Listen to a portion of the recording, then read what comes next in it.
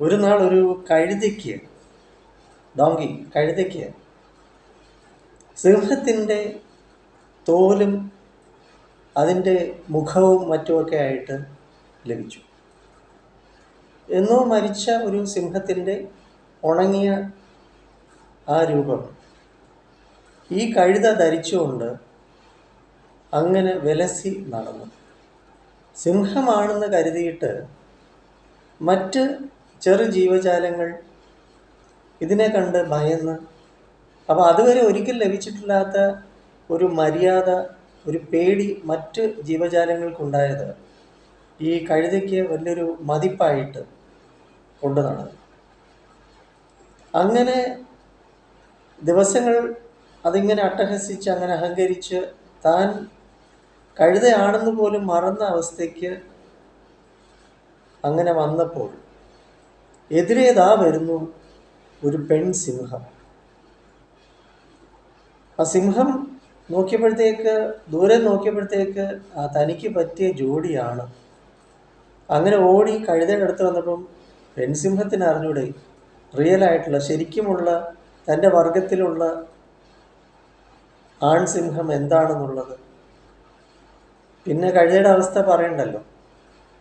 സിംഹം അവന് നല്ല ശരിക്കും കടിച്ച് പറിച്ച് വലിച്ച് അവനങ്ങ് തിന്നു. പെൺസിംഹം, സിംഹത്തിനോടാ കളി, അതും പെൺസിംഹം. അതുകൊണ്ട് ഈ വേഷഭൂഷാദികൾ, ബാഹ്യമായിട്ടുള്ള അഭിനയങ്ങളൊന്നും നിലനിൽക്കത്തില്ല.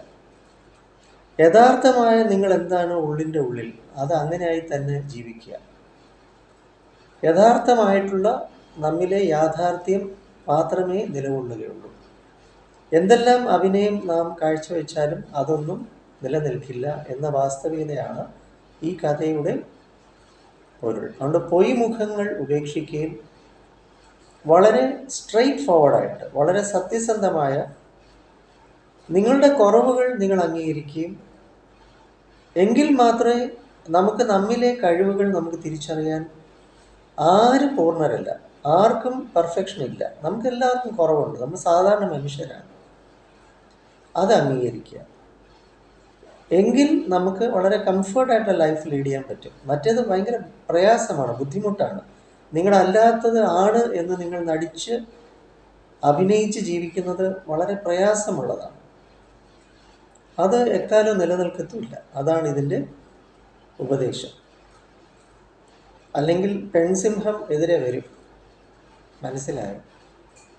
ഇങ്ങനെയുള്ളതാണ് നമ്മുടെ വിസ്ഡം ആൻഡ് മെഡിറ്റേഷൻ, അറിവിൻ്റെ മുത്തുകൾ, NP സ്കൂൾ ഓഫ് തോട്ട്സ്. ധ്യാനം, മെഡിറ്റേഷനും, കഥയും അറിവും ധ്യാനവും സംഗീതവും, അറോമ മ്യൂസിക്, സുഗന്ധവും സംഗീതവും ധ്യാനവും അറിവും ആണ് നമ്മുടെ ഉക്കുലയിലെ മെഡിറ്റേഷൻസ്.